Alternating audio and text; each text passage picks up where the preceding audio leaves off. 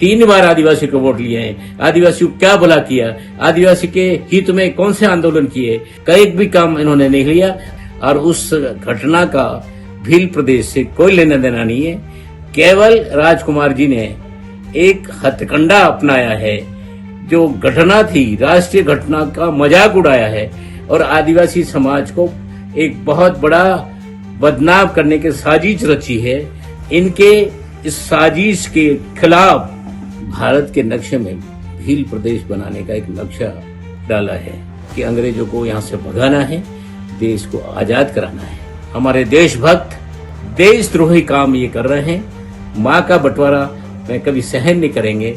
इनकी विचारधारा ही नहीं, इनकी कुकृत्य को आलोचना करता हूँ और यह अपने हथकंडे बंद करें और केवल अशोक जी गहलोत की गोदी में बैठ करके अशोक जी गहलोत की कुर्सी को बचाया है, अपनी उल्लू सीधा करना चाहते हैं, अपना स्वार्थ पूरा करना चाहते हैं। लेकिन मैं निश्चित रूप से कह सकता हूँ, अब आदिवासी समझ गया है, आदिवासी नवयुग समझ गया है। अब ये है इनका ये जो दुस्साहस आदिवासियों के नाम से कर रहे हैं, ये लंबा चलने वाला नहीं है। और आने वाला कल आदिवासी उनको स्वयं ठोकर मार करके इस काम से इनको दूर करेगा और आदिवासी स्वयं भारतीय संस्कृति के साथ जुड़ा रहा है, जुड़ा रहेगा।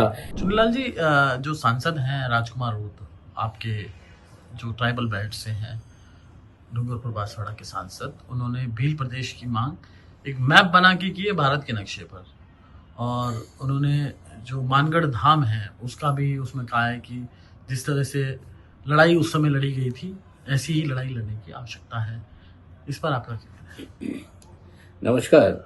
बांसवाड़ा डूंगरपुर के सांसद श्री राजकुमार जी ने भारत के नक्शे में भील प्रदेश बनाने का एक नक्शा डाला है और उसमें इन्होंने रेफरेंस आधार बनाया मानगढ़ का कि गुरु गोविंद जी के नेतृत्व में जो 1500 लोग शहीद हुए थे, उस शहीद होने का कारण कोई भील प्रदेश नहीं था। उस समय पहली महत्वता थी देश को आजाद कराने की।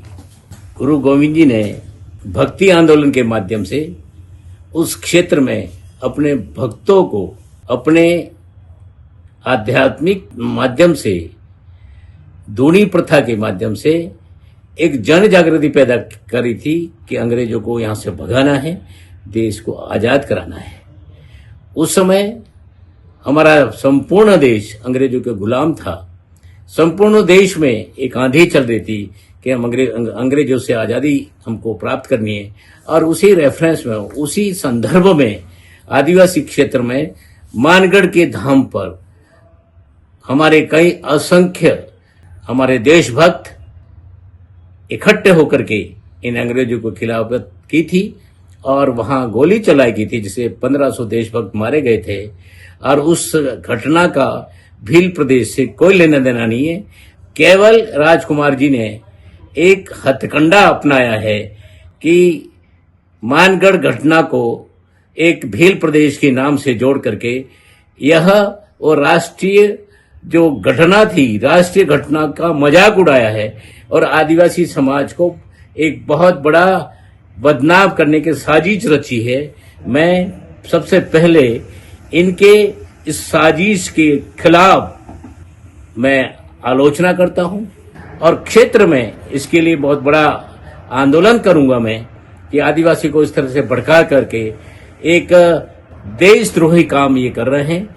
कभी आदिवासी देश के खिलाफ नहीं गया, कभी आदिवासी धर्म के खिलाफ नहीं गया, कभी आदिवासी राष्ट्रभक्ति के खिलाफ नहीं गया।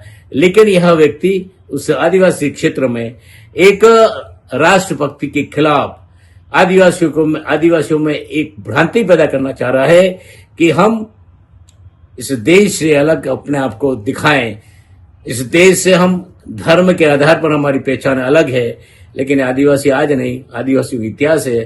चाहे राणा प्रताप का इतिहास उठा लो, चाहे हमारे राम राज्य को उठा ले, हमेशा आदिवासी देशभक्त होकर के देश के पक्ष में, हिंदू के पक्ष में हमेशा लड़ा है, खड़ा रहा है। आज भी आदिवासी पहले है हिंदू, उसके बाद आदिवासी अपने आप को कहता है कि मैं जाति के आधार पर आदिवासी हूं। लेकिन बाई बर्थ बाई नेचर हम महिषा समाज एक प्रकृति पूजक के रूप में आदिवासी अपने आप को आज भी कहता है। हमारे पूर्वज भी कहते थे कि हम प्रकृति की पूजा करते थे और प्रकृति पूजा ही माँ की पूजा है। माँ का बंटवारा मैं कभी सहन नहीं करेंगे। ये मैं निश्चित रूप से राजकुमार जी को मैं इस आज के इस सोशल मीडिया के माध्यम से इनकी विचारधारा ही नहीं, इनकी कुकृत्य को आलोचना करता हूं और यह अपने हथकंडे बंद करे और राजनीतिक रोटियां इस कुकृत्य के माध्यम से सेकना बंद कर दे।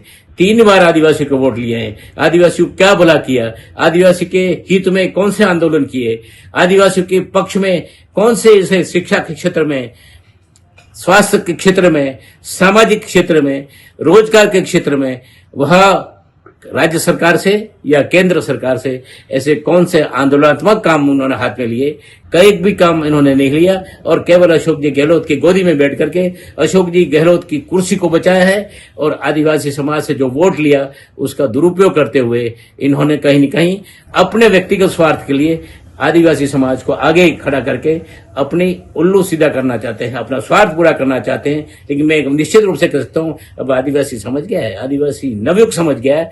अब ये है इनका ये जो दुस्साहस आदिवासियों के नाम से कर रहे हैं ये लंबा चलने वाला नहीं है और आने वाला कल आदिवासी उनको स्वयं ठोकर मार करके इस काम से इनको दूर करेगा और आदिवासी स्वयं भारतीय संस्कृति के साथ जुड़ा रहा है, जुड़ा रहेगा।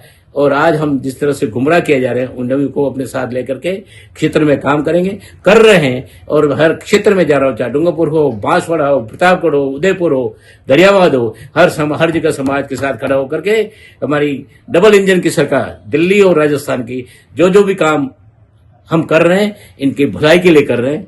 थैंक यू, धन्यवाद, जय भारत।